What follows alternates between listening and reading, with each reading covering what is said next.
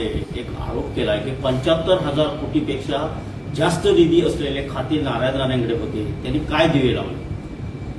काय दिवे लावले आहेत ना, जरा गावागावा जाऊन भेट द्या आणि त्या गावामध्ये उजेड कसा आणलेला आहे, त्या गावाचा विकास कसा केलाय त्यांना पाहिजे तर मी बाईकवर बसवतो, माझ्या मागे बसावं आणि आपण दाखवू की राणे साहेबांनी आणि भारतीय जनता पक्ष आणि मोदी साहेबांनी काय दिवे लावलेले आहे.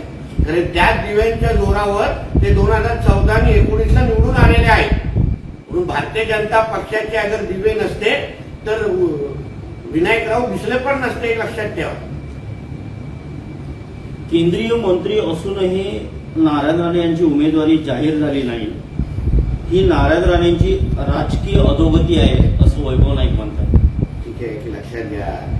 आता या लोकांना आमच्या विरुद्ध लढण्याचे मुद्दे नाही.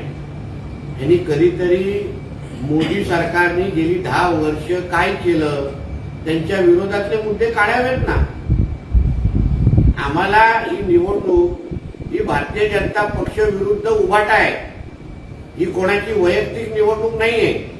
म्हणून उभाटाच्या नेत्यांना मी सांगेन, तुमच्यामध्ये हिंमत असेल तर विकासाच्यावर चर्चा करा.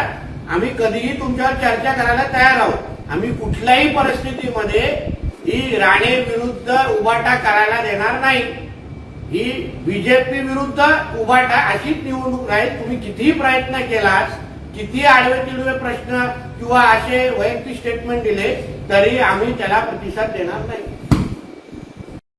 असे नवनवीन व्हिडिओ पाहण्यासाठी कोकणशाहीचं युट्यूब चॅनल सबस्क्राईब करा व बेल बटन प्रेस करा. तसेच फेसबुक पेज लाईक करा आणि इंस्टाग्राम पेज व ट्विटर पेजला फॉलो करा.